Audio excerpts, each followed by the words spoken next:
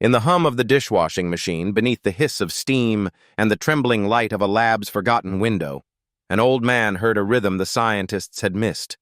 A pulse hidden inside a string of DNA that matched the heartbeat of his dead daughter. The kitchen of the Cold Spring Harbor Laboratory cafeteria was nearly empty at midnight.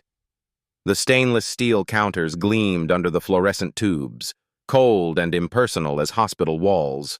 Water sloshed through trays, clattered against plates, and streamed down the drain in measured cadences. To Eli Turner, the 60-year-old dishwasher who worked the late shift, each sound carried a pattern, a small order inside the endless noise. He was not trained to see it that way, of course. Eli had been a farmer once, one of the last to hold on to a sun-bleached acre in the Oklahoma Panhandle where the wind chewed through soil and hope alike. When the drought came and the bank took his land, he moved east.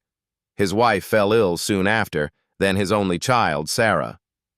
The doctors called it Niemann-Pick type C, a cruel disorder that twisted her cells until her breath came shallow and still. No one found a cure. Eli never went back to Oklahoma. He drifted until this cafeteria job opened, cleaning dishes for the same institute whose geneticists were mapping life itself. He never spoke of Sarah, nor of the old Bible and seed catalog he kept folded in his locker. He only worked, quietly, methodically, letting the rhythm of water keep him upright. On certain nights, after the graduate students had gone, Eli would pause near the corridor that led to Laboratory 12. Through its glass wall, he could see a board covered with coded letters, A, T, C, G. The janitor had once told him the letters stood for life. Eli did not understand all of it, but he liked how they looked, like fence posts in an infinite field. That night, one sequence had been left half projected on the wall. CATG-GATTC-AATGAC. Each group of three glowed in bluish light before fading. The graduate student must have forgotten to turn the projector off. Eli leaned closer. The cadence of those letters struck him. 3, rest, 3, rest. The same triple pulse he had once heard on the monitor beside Sarah's hospital bed. Beep, beep, beep. Silence. Beep, beep, beep. Silence. He whispered, almost afraid of the echo. 3 beats. Then the heart waits. He returned to the sink and scrubbed, yet his hands moved in the same rhythm. 3 scrubs, 1 rinse, 3 scrubs, 1 rinse. The machine answered him with its mechanical breath, as if acknowledging a secret conversation. At 2 in the morning, a young researcher named Anna Chen came in to refill her thermos. She had seen Eli before, quiet, polite, with eyes that seemed to absorb rather than reflect. "Mr. Turner, you're still here?" she asked gently. "Just finishing up, ma'am." Her gaze drifted toward the glass corridor. "That projector again?" she sighed. "They never shut it down." Eli hesitated. "Ma'am, may I ask, those letters, they always come in 3s? Anna smiled. "Yes, every living thing speaks in triplets. We call them codons. 3 letters make 1 instruction for a protein." "Like words in a sentence." "Then what if 1 word stumbles?" She blinked, surprised by the phrasing. "If 1 codon changes, the protein changes too. Sometimes a disease appears. Sometimes a cure." Eli nodded slowly. 3 beats, 1 rest, he murmured.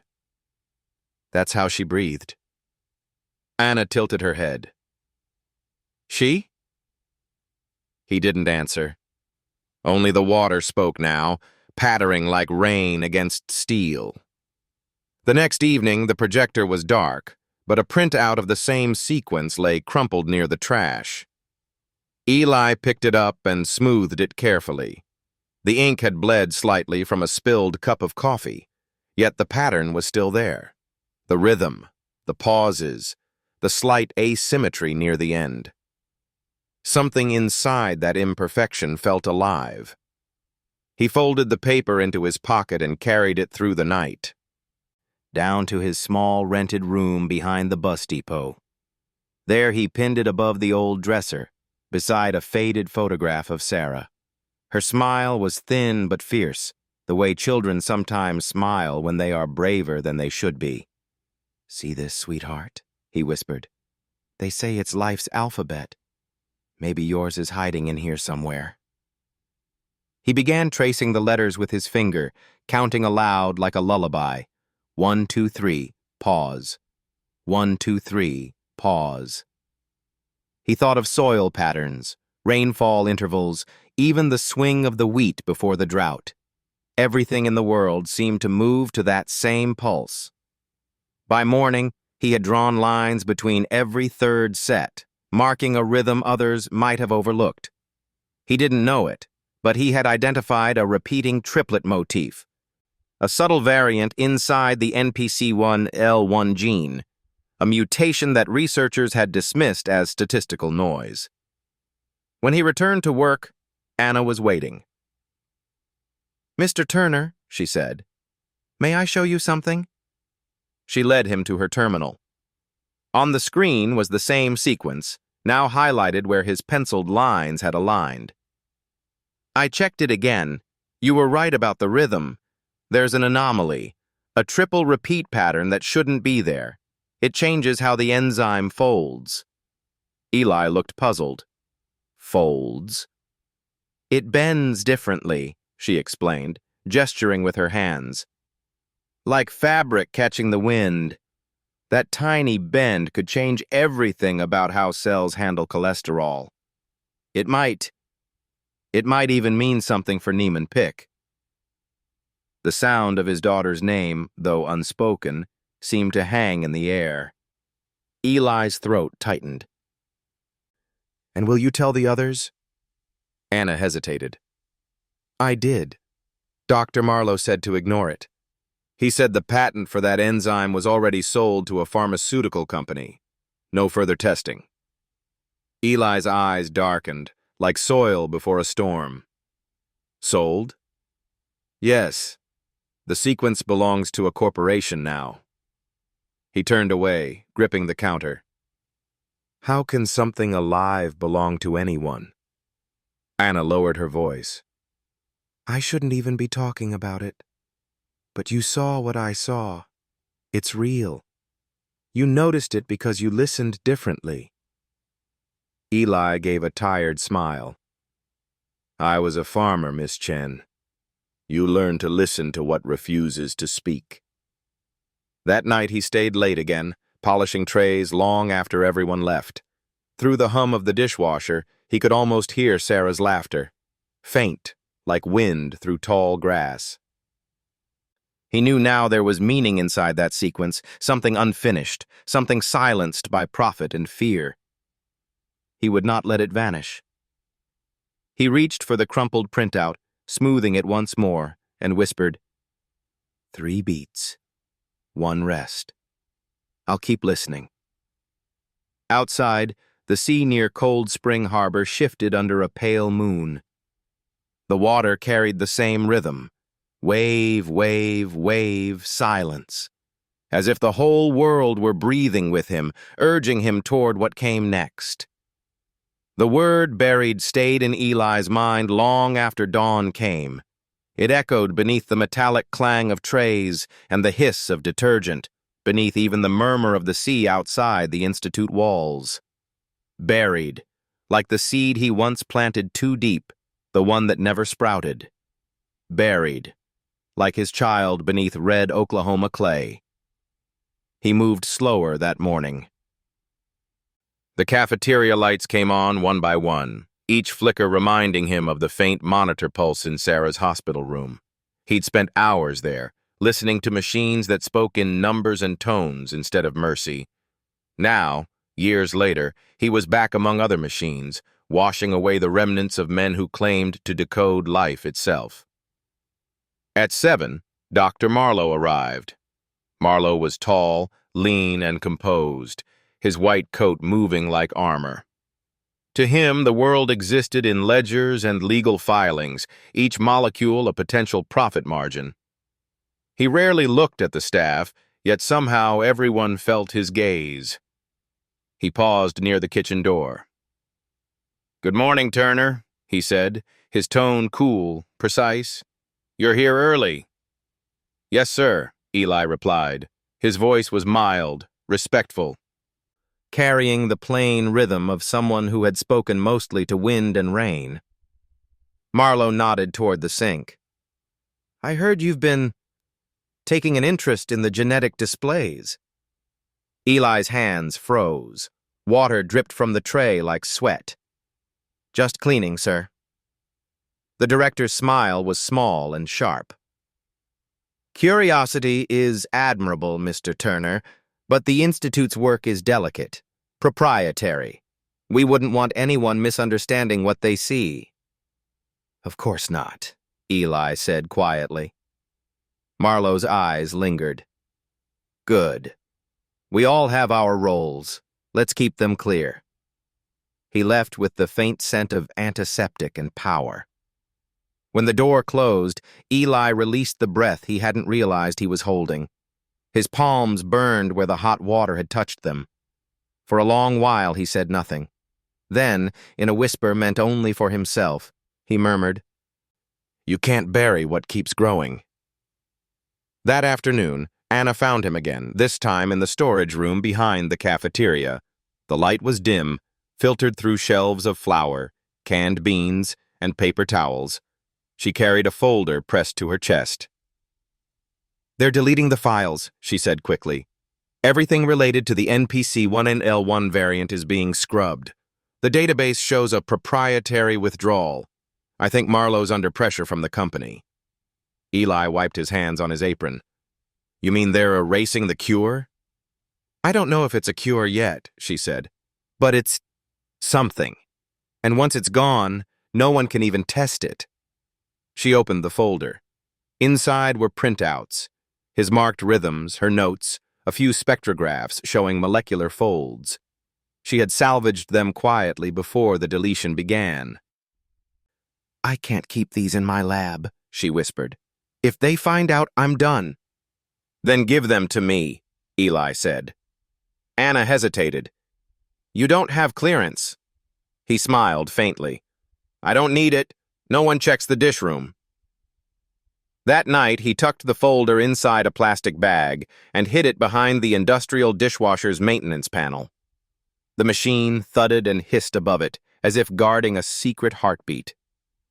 In the stillness, Eli studied one of the pages under the flickering light. There it was again. The triple rhythm, the fold, the subtle break near codon 111. To him, it looked like soil cracked by drought, fragile but ready to yield. He thought of Sarah's breath. 3 shallow inhales, 1 pause. Always the same. Maybe, he wondered, the code wasn't broken at all.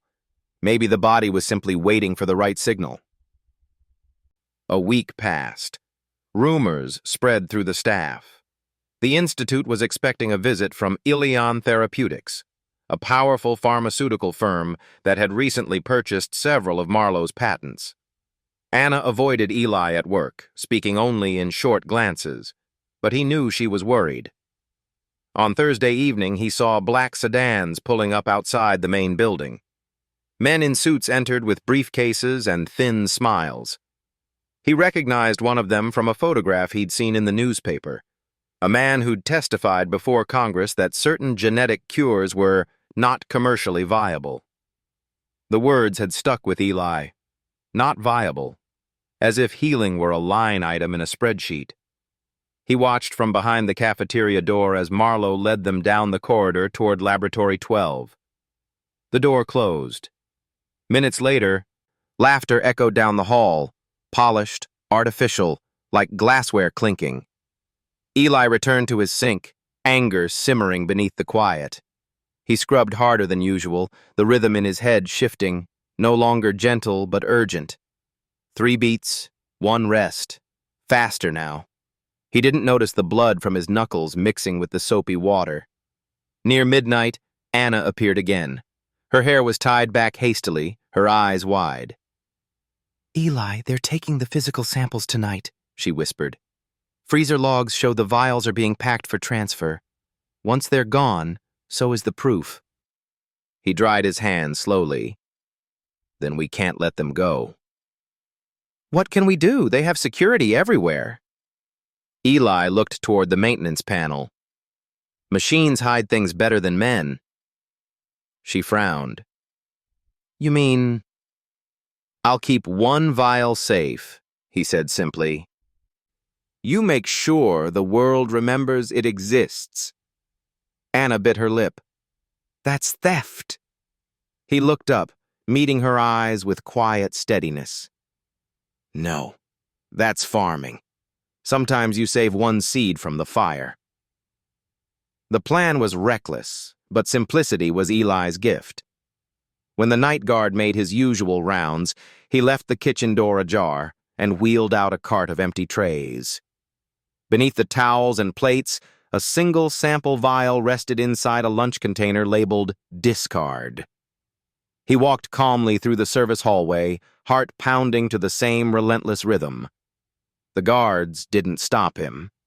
To them, he was invisible, a fixture like the mop or the floor tiles. He placed the container beneath a pile of waste bins behind the cafeteria and returned before anyone noticed. Only when the last light in the lab went out did he exhale.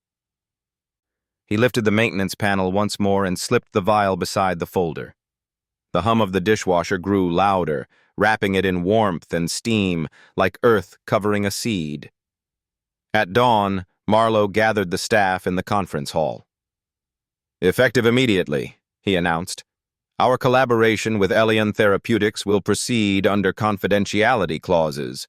All staff are to avoid external discussion of pending research." Anna stood rigid, her expression unreadable.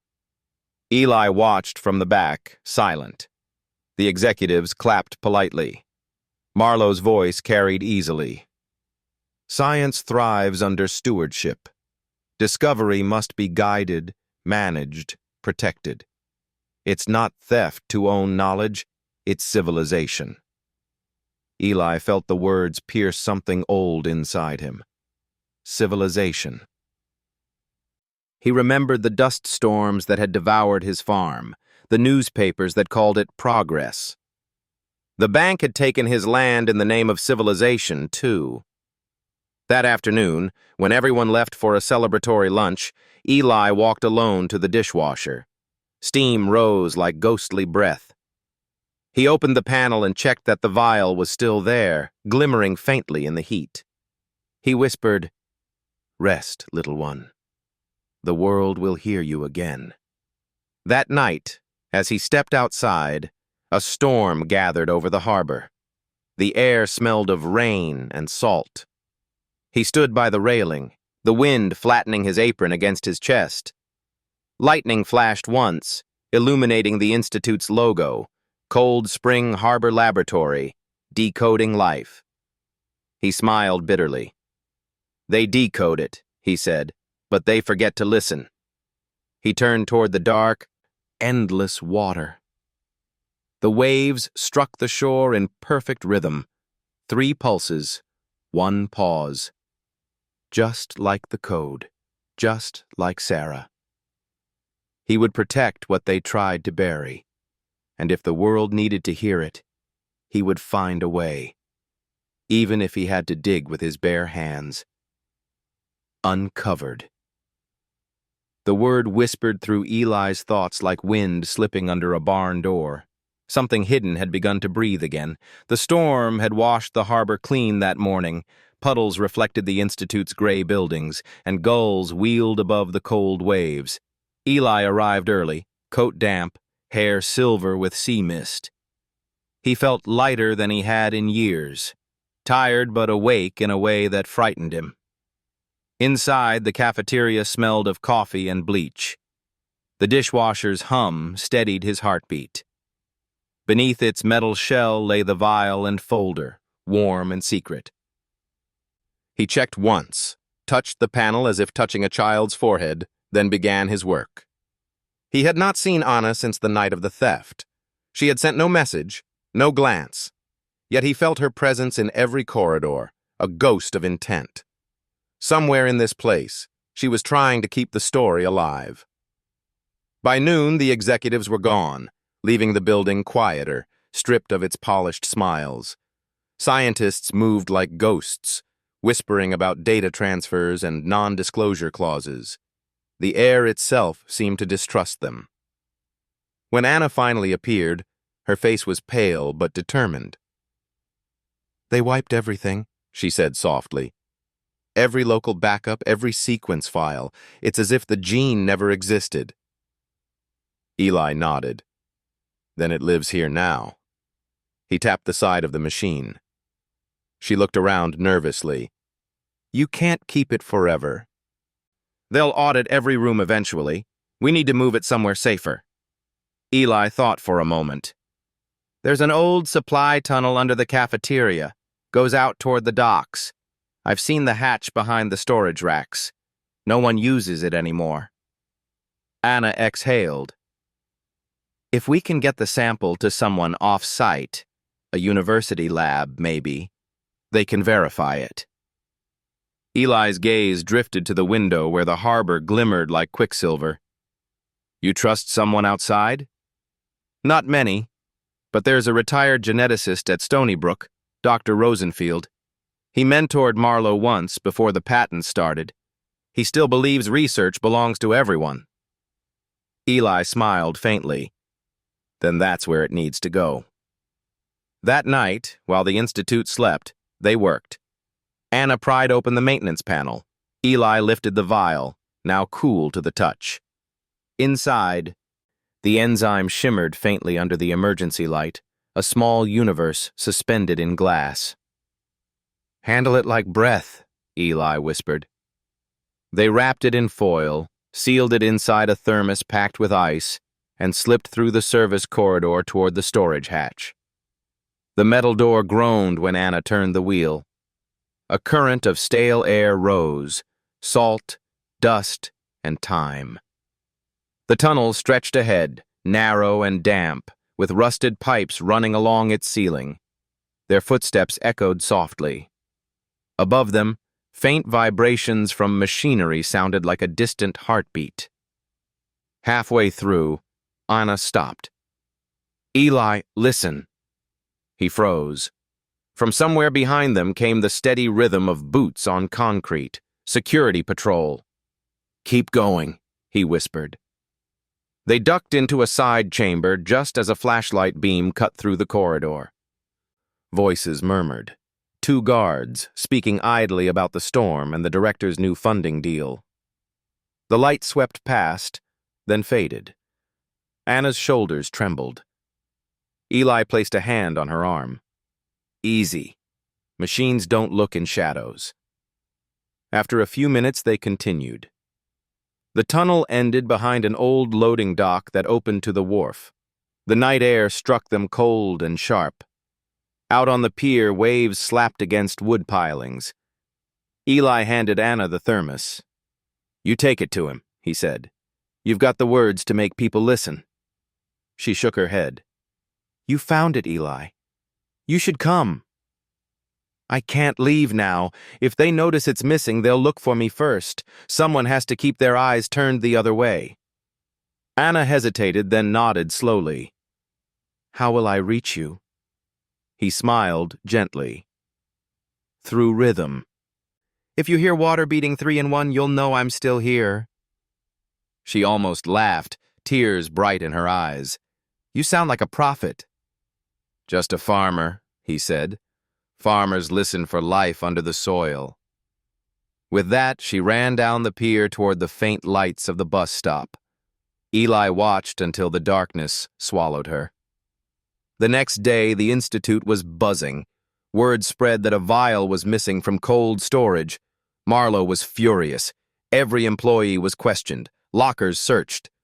When they reached the kitchen, Eli stood quietly as 2 security men rifled through cleaning supplies. "Nothing here but soap and rust," one muttered. Marlowe appeared behind them. "Turner," he said, "you've been here long hours lately." "Yes, sir. We've been short-staffed." "Seen anything unusual?" Eli shook his head. "Only dishes, sir. They always come dirty, always leave clean." Marlowe studied him for a long moment, his eyes narrowing. "Be sure it stays that way." When they left, Eli returned to the sink. His hands trembled slightly as he washed, the motion calming him. 3 beats, 1 rest. He found solace in the pattern, a steady prayer to drown the noise of deceit. 2 days later, Anna's message came. It was a single envelope slipped under the cafeteria door during the night. Inside was a note written in careful, hurried script. "He believes you." Rosenfield confirmed the pattern. "The triplet fold opens a new pathway for cholesterol transport. He says it could reverse cellular buildup." It's real, Eli. It's real. At the bottom, she had drawn 3 small dots and a line, her way of saying 3 beats, 1 rest. Eli sat on the floor, the note trembling in his hands. For the first time since Sarah's death, he allowed himself to cry without restraint. It wasn't loud, but deep, a sound that carried years of dust and prayer. When the tears stopped, he folded the note carefully and tucked it into the small Bible in his locker. Beside it, he placed Sarah's photograph. "We found it, sweetheart," he whispered. "A little piece of you, uncovered." That evening, as the sun fell red over the harbor, Eli walked along the dock. The water glowed like molten glass. He thought about Anna on her journey, about Rosenfield studying the code, about the quiet hum of the machine that had hidden their secret. He knew Marlowe wouldn't stop. A discovery that threatened profit was a spark in a dry field. But Eli also knew something the director didn't: that truth, once uncovered, doesn't die. It waits, like a seed. The gulls wheeled and called above him. The rhythm of the sea answered below. He closed his eyes and felt both moving through him, 3 beats and 1 rest, the eternal measure of life trying to begin again. He whispered into the wind, "Grow." Pursued. The word came to Eli not as fear, but as a steady vibration in the bones, something approaching, slow and deliberate, like the thud of hooves over dry earth. By the week's end, the Cold Spring Harbor Laboratory no longer felt like a place of science. It felt like a quarantine ward for truth. Keycards stopped working for some corridors. New cameras appeared overnight. Quiet people stopped speaking altogether. Eli noticed everything. He always had. Farmers do. He watched as Marlowe began arriving earlier, his posture tighter, his voice sharper. The director's smile was gone now, replaced by the thin stillness of a man holding his breath too long. Word spread that Elion Therapeutics had lost a shipment and was pressing for accountability. And one morning, the police came. 2 black SUVs rolled up to the institute gates. Inside, officers in gray suits carried briefcases instead of guns. "Internal investigation," someone whispered. "Corporate compliance audit." Eli felt the old instinct of a man who'd once hidden seeds from bank collectors. He knew this wasn't about a vial. It was about ownership, about who could claim to have found life's rhythm. He kept his head down, his apron wet, and his hands busy. Still, he felt the heat of their eyes whenever he passed through the hall. At lunch, Anna appeared beside the dish station. She had dark circles under her eyes and moved with the tension of someone used to silence. "They questioned me," she whispered, pretending to adjust her tray. "They know about Rosenfield." Eli's jaw tightened. "Is he safe?" "They're tracking correspondence. I deleted every message, but they'll connect us soon. Then it's time to disappear." Anna frowned. What do you mean? I've got nothing left they can take, Eli said. But you've got a name? A career? You go quiet for a while. Let the story grow roots before it shows leaves. She looked at him, torn. And you? He smiled faintly. I'll stay in the soil. That night, Eli went back to the dock. The water was black, restless under a thin moon. He could see the Institute's lights reflected, bright, sterile, like a memory trying to erase itself. He thought of Sarah.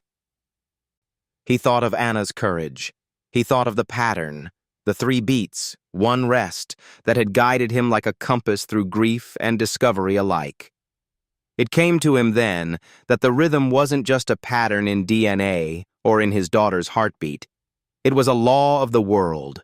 Life moves, pauses, then returns stronger.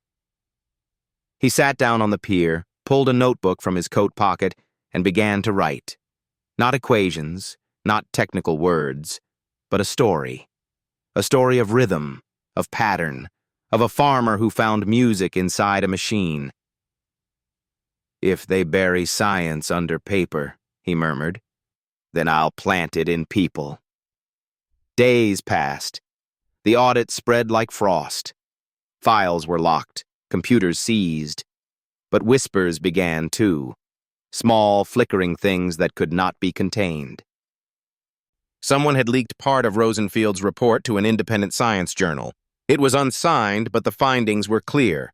A newly observed triplet motif in NPC1L1 may alter intracellular lipid transport and could hold therapeutic potential for Niemann-Pick type C. The paper caused a tremor. Universities began asking questions. Funding boards demanded transparency. For the first time, the silence cracked. Eli heard about it from a delivery man who read headlines during his lunch. The man said, "Some anonymous lab tech found a missing piece of a gene. They're calling it the Turner motif." Eli froze. "What did you say?" "The Turner motif," the man repeated. "Guess it's named after whoever saw the rhythm first. Kinda poetic, huh?" Eli smiled softly, though his eyes burned. "Yeah," he said. "Poetic." By the weekend, Marlowe was no longer pretending. He came to the cafeteria in person, his voice echoing against the tile.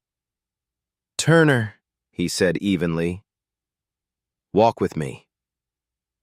They stepped into the hall. "I know it was you," Marlowe said. "I can't prove it yet, but I know. That leak, Rosenfield's name, the sequence, it all leads back here." Eli didn't answer. "You think this is heroism?" Marlowe continued. "You're naive. If the world finds a cure this way, it won't save your daughter. It'll only bankrupt the institute that gave you shelter." Eli's eyes were calm. "You didn't give me shelter. You gave me a sink." "Same thing," Marlowe said. "You were lucky to have it." Eli turned away. "No, doctor. You were lucky I kept listening." Marlowe's voice hardened. "Be careful, Turner. The world doesn't forgive trespassers." Eli walked back toward the kitchen. Shoulders steady. He knew what pursuit meant. You couldn't outrun power, but you could outlast it. That night, the Institute lay under fog. Security lights blinked through the mist like watchful eyes. Eli finished his shift, wiped down the counters, and returned to his locker. Inside was his notebook, the one filled with sketches of rhythms and fields, with Sarah's photo tucked at the front. He opened to the newest page. Across the top, in his careful handwriting, he wrote, "Pattern of threes. Not owned, not silenced." He added one more line below. "Growth needs darkness first." He tore the page from the book, folded it, and slid it under the cafeteria door where Anna used to leave her notes. He didn't know if she'd ever see it, but it didn't matter.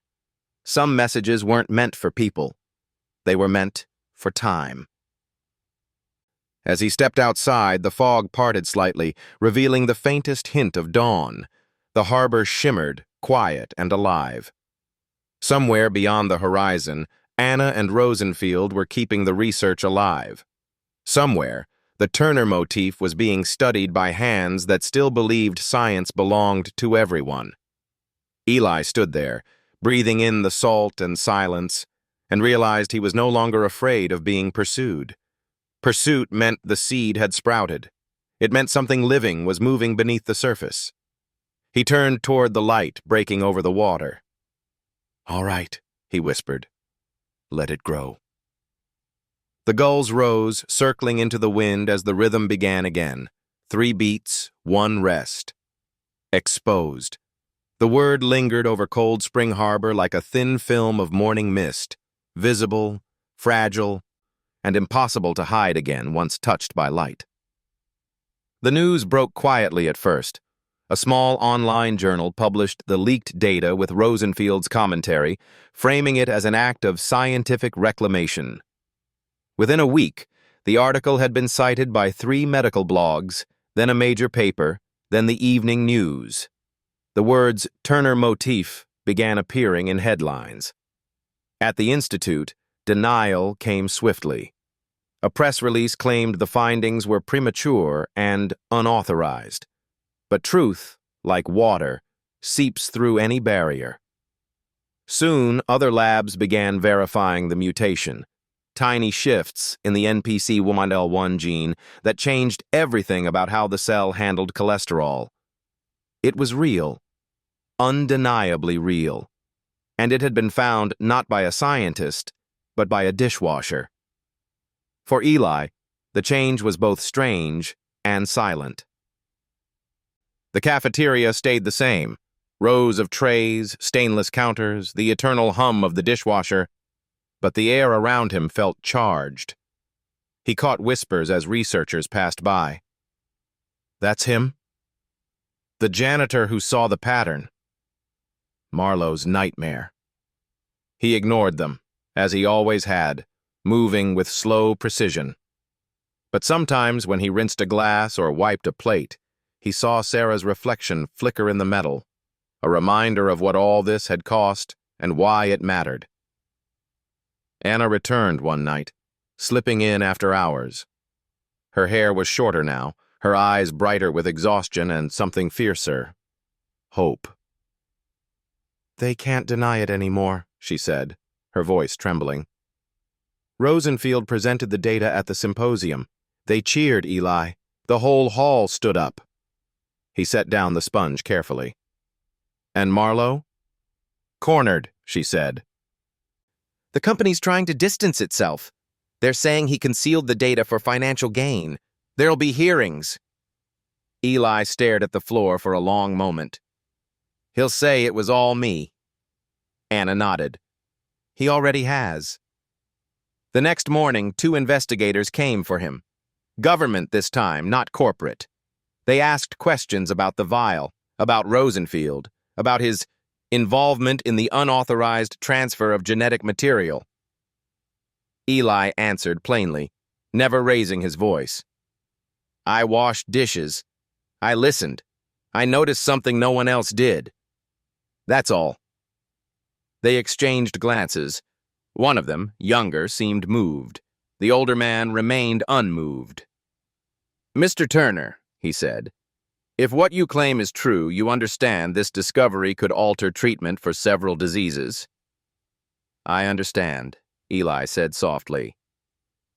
"I just wanted it to mean something." After they left, Marlowe appeared at the cafeteria door. His face was pale, almost waxen. "You think this makes you a hero?" he asked. "You think the world will thank you for ruining a system that keeps medicine alive?" Eli turned off the faucet, the sound of water fading like rain. "Medicine doesn't live in patents," he said. "It lives in people who suffer. My daughter was one of them." Marlowe's lips twitched. "You sentimental fool," The system will grind you up. Maybe, Eli said, but seeds only grow when they're buried. That night, the world seemed to tilt. Reporters camped outside the gates, camera lights flickered like fireflies. Someone left flowers by the fence, tiny white ones with a note that read, "For Sarah Turner, who made her father listen." Eli saw them on his walk home his knees went weak. For a moment he had to lean against the railing, staring at the petals trembling in the breeze. He whispered, "She'd like those." At home, he turned on the small radio that had once been his only companion. The evening broadcast spoke of the Turner motif again, how it had been verified by independent labs, how it might one day lead to a therapy for Niemann-Pick and related disorders. The announcer's tone was professional, detached, but Eli heard something else beneath it. The faint hum of wonder, the sound of life stirring in the dark. He smiled. "We're getting there, sweetheart." 2 days later, a letter arrived. It bore the seal of Stony Brook University. "Dear Mr. Turner, your discovery has reshaped our understanding of cellular transport. Dr. Rosenfield has nominated you for an honorary fellowship in biological sciences. We would be honored if you would visit our campus to share your story." Eli read it 3 times before setting it down. His hands shook. He had spent a lifetime unseen, unheard, and now the world wanted to listen. He didn't feel pride, exactly. What he felt was a quiet ache, a bittersweet pulse beneath his ribs, the same 3-beat rhythm, one pause, that had guided him all along. When he arrived at Stony Brook, the auditorium lights nearly blinded him. Rows of students filled the seats, notebooks open. Rosenfield, white-haired and kind-eyed, greeted him like an old friend. "You saw what the rest of us forgot to hear," the professor said. "That's science, Mr. Turner, not knowing the language but still hearing the song." Eli smiled. "Sarah taught me to listen." He spoke briefly, halting, humble, his words plain as rain. How he noticed the rhythm, how the sound of the dishwasher matched the sequence, how grief can sharpen the senses until even silence has a pattern. When he finished, the room was quiet for a heartbeat. Then applause rose, slow, deep, like the tide coming in. He bowed his head. The light on his face was warm, like sunlight on soil. That night, he returned to his small apartment overlooking the harbor. He sat by the window, listening to the faint rhythm of the waves. The newspaper on his table carried the headline, "Dishwashers Discovery Forces Reform in Genetic Patents." He traced the words with his finger. For the first time in decades, he felt the heavy weight inside him shift, not gone, but lighter. He looked at Sarah's picture. "You're exposed to the world now, my little one," he said softly. "They'll know your name through mine." Outside, the wind carried the sound of water against the pier. 3 beats, 1 rest. Eli closed his eyes. The rhythm continued, steady as faith. Reckoned. It was a farmer's word, not a scientist's. A man reckoned the weather, reckoned the yield, reckoned how much of the world he could carry in one pair of tired hands. Now Eli Turner reckoned with something else entirely, the cost of being heard. The morning after his lecture at Stony Brook, Eli woke to the sound of waves against the seawall and distant gulls crying above the mist. The newspaper headline still sat folded on his table. "Turner motif confirmed. Institute faces ethics review." He read it again, though the words felt like they belonged to someone else. His name, Turner, once meant nothing more than a quiet man who washed plates in the back of a lab. Now it was printed on screens across the country, invoked by commentators who spoke of justice, exploitation, intellectual freedom. To them, it was a story. To him, it was his daughter's heartbeat turned into ink. He made coffee on the small stove by the window. The steam rose, carrying the faint smell of burnt metal. He had lived long enough with grief to know that even victory could ache. When he looked outside, a black sedan was parked near the curb, the same kind the Institute used. At noon, a knock came. It was Marlowe. No guards, no aides, just the man himself, wearing a dark coat and an expression somewhere between pride and ruin. "May I come in?" Eli hesitated, then nodded. "If you're here to sue me, I haven't got much left." Marlowe gave a faint, humorless smile. "I'm not here for that." He stepped inside, looking around the small, plain apartment. The kettle hissed softly. "You made quite the spectacle," Marlowe said at last. "They've suspended me pending investigation. The company's cutting ties." "I'm sorry," Eli said quietly. "I never meant for it to be a spectacle." "Oh, don't lie," Marlowe replied sharply. "Everyone wants to be seen." Eli turned toward him. "No, Doctor. I wanted her to be seen." He nodded to the small photograph of Sarah on the wall. "That's all." Marlowe followed his gaze. Something flickered in his expression. Not pity, not yet remorse, but a kind of recognition. "You think this will change things? Maybe they'll name a therapy after you. Maybe a foundation. But the machine will keep turning. It always does." "Machines don't last forever," Eli said. "But people remember music." They stood in silence for a long moment. Outside, a foghorn groaned in the distance. Finally, Marlowe reached into his pocket and pulled out an envelope. "They'll make you testify at the ethics hearing," he said. "You should have this."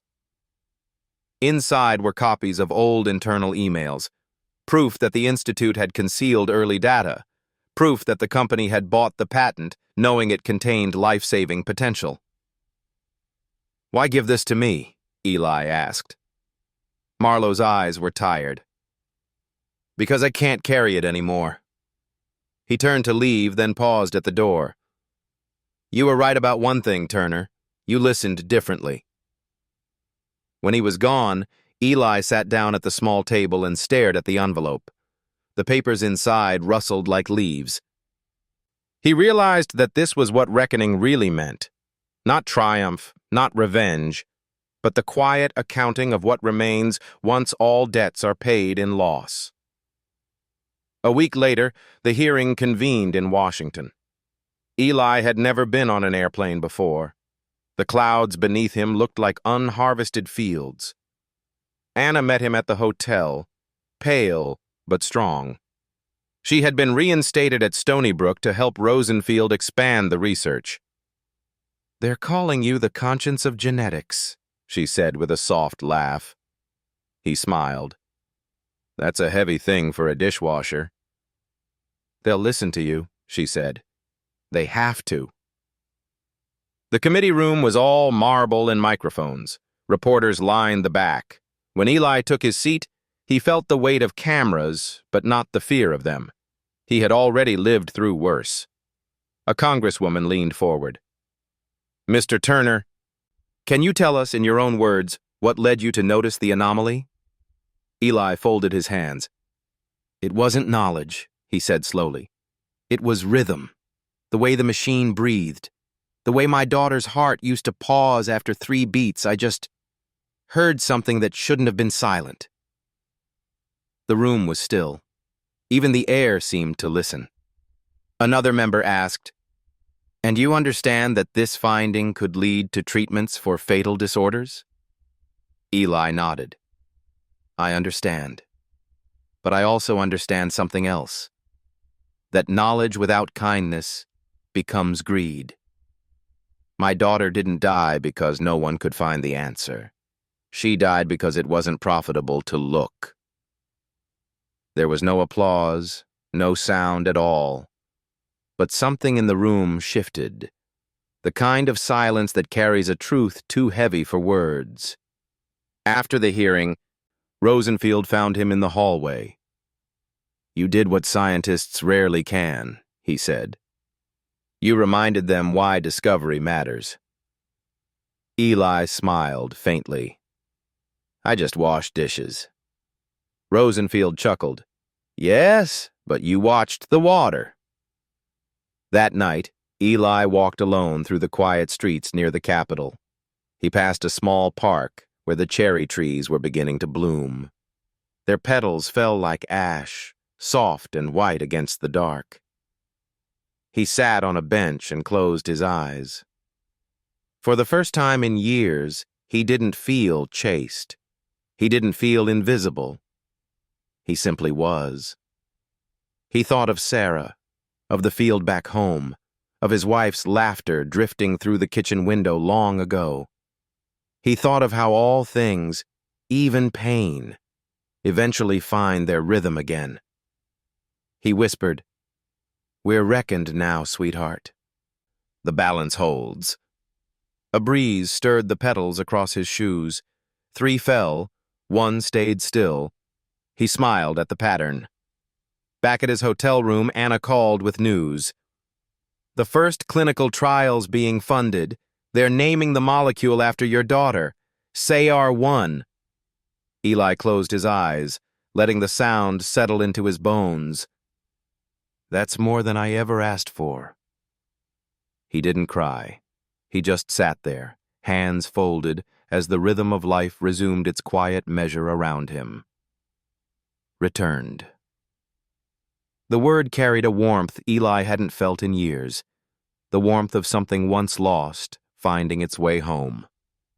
When he stepped off the train at Cold Spring Harbor, spring had come in earnest. The trees along the station road were blushing with pale green, and the air held that shy scent of salt and thawed soil. He had been gone for nearly 3 months. Hearings, interviews, letters he could barely read without Anna's help.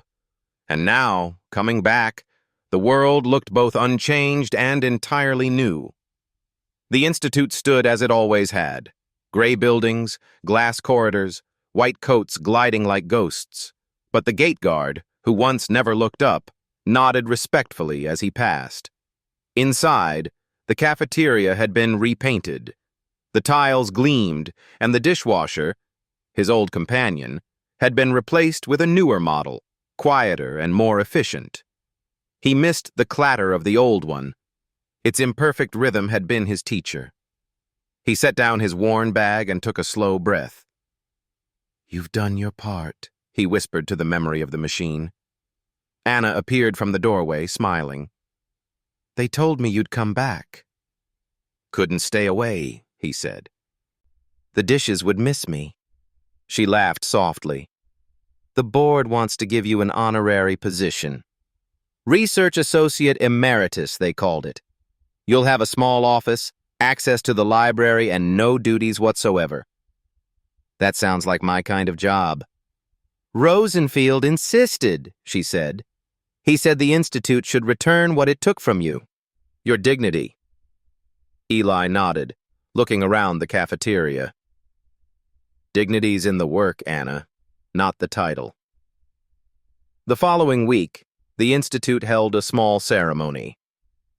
There were no cameras this time, no speeches for television, just colleagues, students, and a simple bronze plaque fixed beside the new dishwasher. It read, "In memory of Sarah Turner, 1998 to 2011. Her heartbeat taught us to listen." Eli stood before it, head bowed. The hum of the machine behind him was steady, rhythmic, alive. Anna stepped forward, pressing a hand to his arm. "She'd be proud." "She already was," he whispered. Afterward, they walked along the harbor path where the water glimmered between reeds. Seagulls floated above the tide, their cries softened by distance. "Rosenfield's retiring next month," Anna said. "He wants you to take his old cottage. Says it needs someone who understands quiet." Eli smiled. "I've been training for that my whole life." They stopped near the dock where he and Anna had hidden the vial months ago. The boards were weathered, the same salt scent lingering in the air. Eli ran his hand along the railing, feeling the grain of the wood beneath his fingers. "This is where it started," he murmured. "No," she said. "It started the night you heard the rhythm." He nodded. Same night, really. They stood there a long while, neither needing to speak. In the evenings, Eli began to write again. At Rosenfield's urging, he kept a record, not of formulas or gene sequences, but of feelings, what it meant to listen, what grief taught about patience, what silence reveals when no one rushes to fill it. He wrote in pencil, on lined paper. His sentences were short, like breaths. "The world speaks in patterns," he wrote, "but only love can translate them." Anna sometimes stopped by with food or letters from the research team. The SAR-1 trials were progressing well. The early data looked promising. Some patients were responding. When she told him that, Eli sat quietly, eyes moist. "Then the rhythm keeps going," he said. One afternoon, he received an envelope with the return address of a family in Kansas, a name he didn't know. Inside was a photograph. A little girl standing in a hospital garden, smiling beneath a tree heavy with blossoms.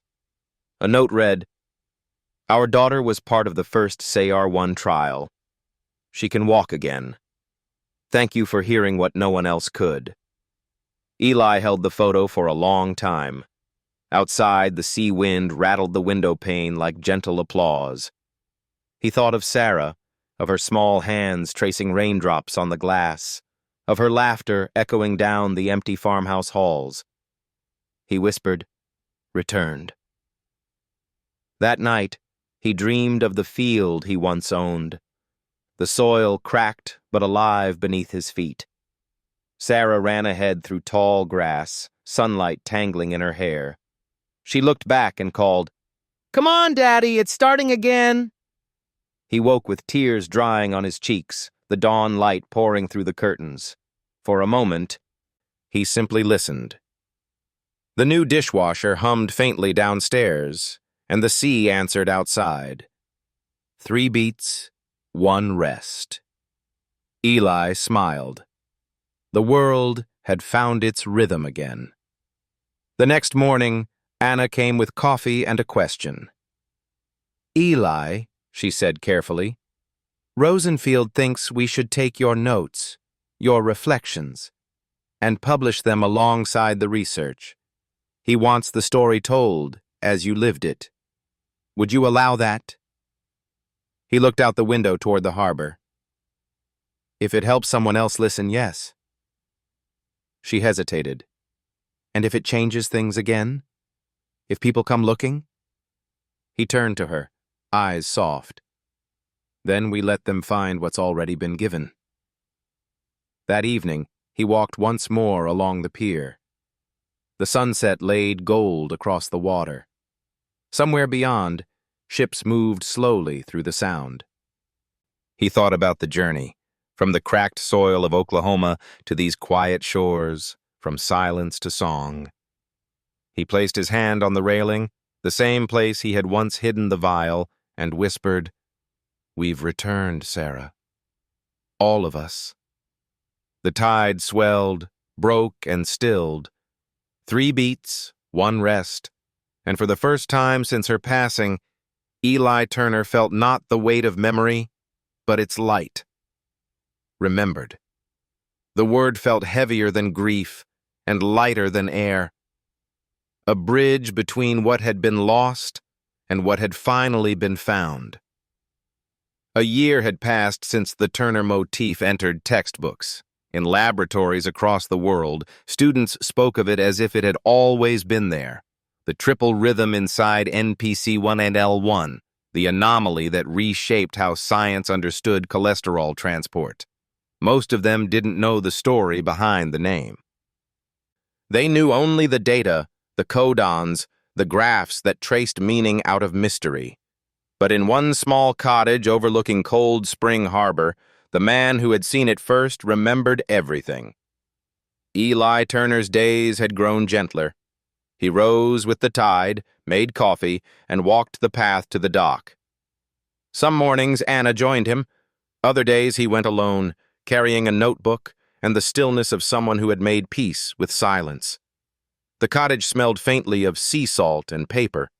On the wall above his desk hung two framed things, the photograph of Sarah and the note from the Kansas family. The girl beneath the flowering tree. They were his truest credentials. One gray morning, a letter arrived from a school in Tulsa.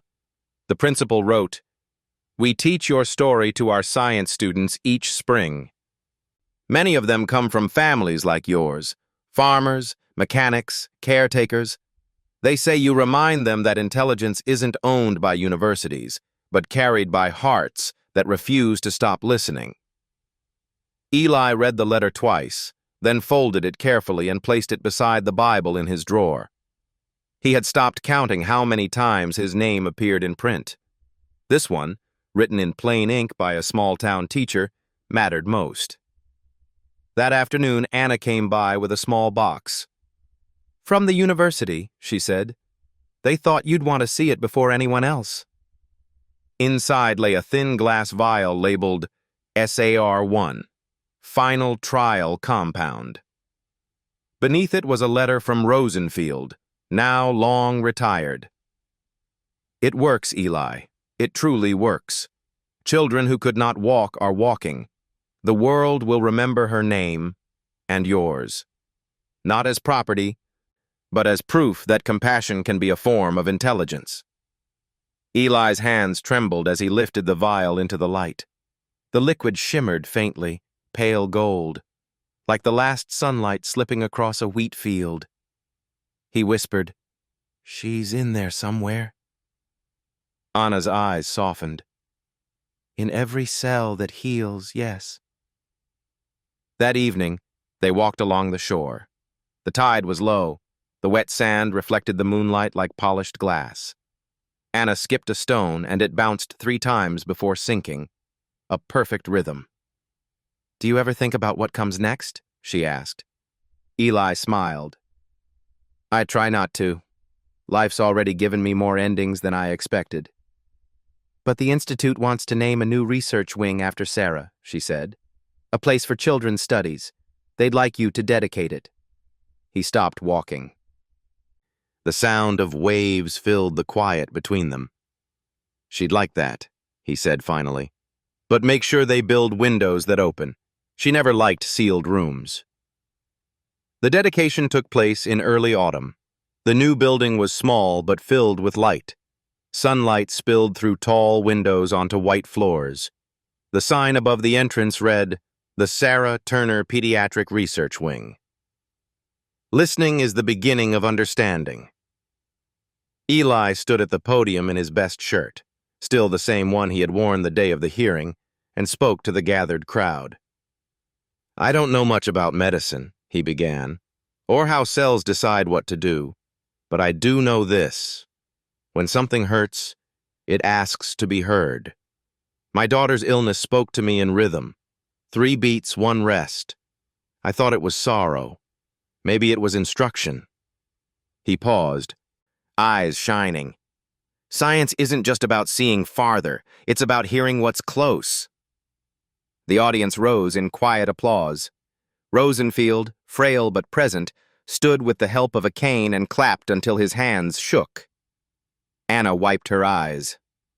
Eli looked around the room and thought how strange it was that the same man who once scrubbed these scientists' dishes now stood teaching them how to listen. That night after the ceremony, he returned alone to the dock. The air was cool, the sea calm. He took the small SAR-1 vial from his pocket and held it up to the moonlight. "This belongs to everyone now," he said softly, "even to the ones who never knew her." He uncapped the vial and let a single drop fall into the water. The sea swallowed it quietly, without ripple. For a moment, Eli thought he heard laughter, faint and far away, the laughter of a girl running through endless fields. He whispered, "Remembered." The next morning, he awoke early to the smell of rain. The sky hung low, heavy with silver clouds. He sat by the window, pen in hand, and began to write a new entry in his notebook. Memory is a seed. It waits for warmth. The heart is the soil that keeps it alive. He stopped, smiling to himself. Outside, the world had begun again. The same gulls wheeled overhead. The dishwasher hummed below in the cafeteria, steady and sure, and the sea, faithful as ever, kept time. 3 beats, 1 rest. Eli closed his eyes and listened. Healed. A simple word, but it moved through Eli Turner's life like sunlight through water, refracted, shimmering, transforming everything it touched.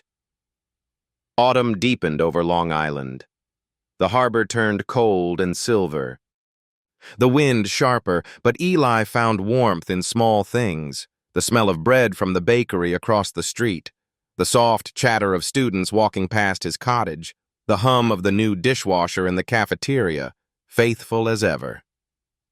A year had passed since the Sarah Turner wing opened. The CR1 therapy had entered clinical use, and the world was beginning to whisper her name with gratitude.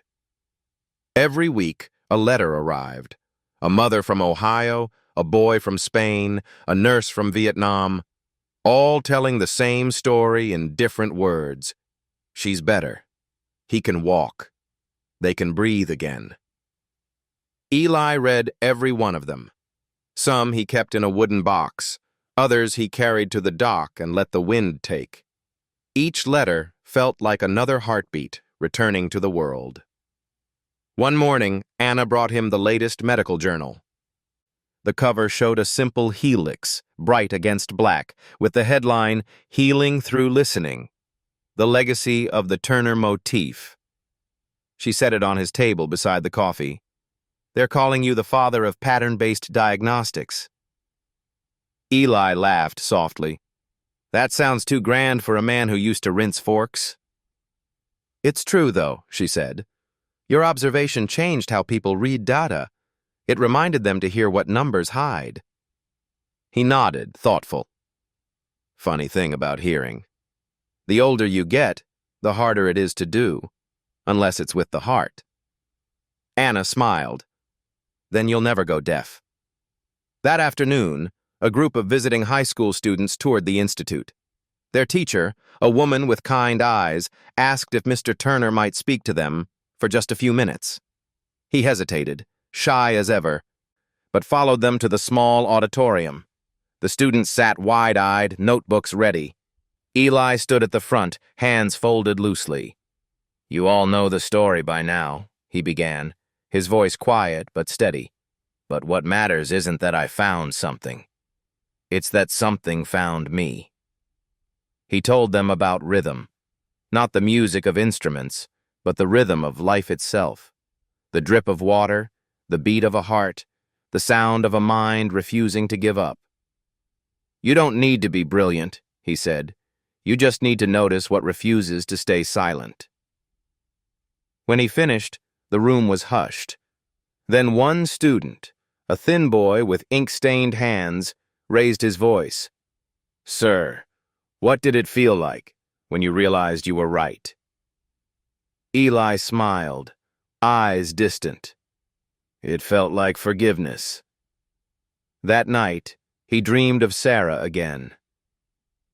She was sitting by the old wheat field, legs tucked beneath her, sketching circles in the dirt with a stick. It works, Daddy, she said. See? Everything grows again. When he woke, his pillow was damp, but he wasn't sad. The dream felt more like a visit than a memory. He brewed tea and watched the dawn rise over the water. The rhythm outside matched the rhythm within. 3 beats, 1 rest. Later that week, Rosenfield's daughter called. Her father had passed peacefully in his sleep, holding one of Eli's letters. The funeral would be held in 2 days. Eli traveled to attend. The chapel smelled of cedar and candle wax. Scientists, students, and old friends filled the pews. When it was his turn to speak, Eli stepped to the front and rested both hands on the wooden lectern. "Professor Rosenfield taught me that wisdom isn't what you know," he said softly. "It's what you're still humble enough to learn. He believed the universe speaks quietly, and that if you stop long enough, you'll hear it say your name." After the service, he walked alone through the cemetery garden. The wind lifted the fallen leaves into small spirals. For a moment, he thought he heard Rosenfield's voice. "Keep listening, Eli." He smiled. Always. When he returned to the cottage, Anna was waiting with her newborn son. She placed the tiny child in Eli's arms. "His name is Samuel," she said. "But when he grows up, I'll tell him he was named after a man who listened to life until it spoke back." Eli looked down at the baby, who blinked up at him with clear, wondering eyes. The small chest rose and fell in perfect time. 3 breaths, 1 rest. He felt something shift inside, a quiet click, like a lock turning open. Grief, once endless, had settled into memory. He whispered, "Healed." That evening he sat by the dock until stars filled the sky. The sea moved with its old rhythm, steady, eternal. He thought of Sarah, of Rosenfield, of Anna and her son, and realized that healing wasn't about erasing pain. It was about carrying it long enough to see what it had taught you. He opened his notebook and wrote, "Every loss is a teacher. Every silence holds a song. The world heals in rhythm." He closed the book, exhaled, and looked toward the dark horizon. Somewhere, beyond the reach of sight, the pattern continued. Not ending, only changing key. Bequeathed. A word of leaving, but not of loss. It meant passing something forward that cannot be owned. A rhythm, a kindness, a way of listening. Winter came soft that year, like a whisper on the harbor. Frost edged the windows of Eli Turner's cottage, and the sea wore a thin skin of silver light. He moved slower now, though his mind stayed sharp. The doctors called him healthy for his age. He smiled at that. They didn't know that some men live longer by listening than by breathing. Each morning, he walked to the dock wrapped in an old wool coat, his boots scuffing the frozen boards. The Sarah Turner Research Wing glowed faintly across the water, its windows warm against the gray sky. Students came and went, carrying notebooks, laughter, and the sound of youth. It comforted him to know the world had continued its work without him. Anna visited often, little Samuel toddling beside her. The boy had grown bright and restless, always asking questions. "Mr. Eli," he said once, tugging at his coat, "Mama says you found music in the dishes." Eli chuckled. "Something like that, son. I just heard what the world was already singing." What did it sound like? He knelt, eyes level with the child's. "Like water, like wind, like love that didn't give up." Samuel frowned thoughtfully. "I want to hear it too." "You will," Eli said. "One day when you're quiet enough." That night, after they left, Eli sat by the window and watched snow begin to fall. The flakes came slow, unhurried, like ash from some great celestial fire. He thought of the long road that had brought him here, the fields of Oklahoma, the hospital rooms, the dishwasher's hum, the cold gleam of the lab's projector light, each memory a note in the same long song. He picked up his notebook, the last one, its pages nearly full, and turned to a blank sheet. His handwriting had grown shakier, but his words were sure. Nothing is ever lost that once was loved. It waits, patient, until we are ready to listen again. He smiled at that. It felt like a benediction. A few weeks later, he received a letter from the Tulsa school again. The teacher wrote, "The children are studying your discovery this winter. One of them asked me what rhythm means. I told them it's how the heart keeps time with hope. Eli folded the letter and slipped it between the pages of his Bible, beside Sarah's photo. The girl in the picture still smiled with that fierce, unyielding light. He whispered, "I've kept my promise, sweetheart. The world knows your song." One morning near spring, Anna found him sitting on the bench by the dock, his coat buttoned, his eyes closed, a faint smile on his face. The notebook lay open beside him, a final line written in careful, deliberate script. "I have heard what I came to hear." The sea was calm that day. Even the gulls flew silently. They laid him to rest beside his wife and daughter in the small cemetery near the edge of town. The stone bore no titles, only words he once spoke to a class of children. "Listen, everything alive has something to teach." Years passed. The Turner motif became part of every medical curriculum. The SAR-1 therapy spread across continents. And in the Sarah Turner wing, a plaque hung near the entrance. Eli Turner, 1947-2025. A farmer, a father, a listener. He bequeathed us the rhythm of mercy. Anna would sometimes bring her son there. Samuel, now taller, liked to trace the engraved letters with his fingertips. "He really was just a dishwasher?" he'd ask. "Yes," she'd answer, smiling. "That's what makes it beautiful." And when they walked back along the harbor path, the sea would murmur its old refrain, 3 beats, 1 rest, as if keeping time with the story that had outlived them all. At dusk, the tide reached the dock where Eli had once stood. A single gull skimmed the surface, scattering ripples across the quiet water. For an instant, sunlight broke through the clouds, glinting like a thin thread of gold, the color of the enzyme that carried Sarah's name. And the world, as if remembering him, breathed once more in perfect rhythm. 3 beats, 1 rest. Life, listening, still.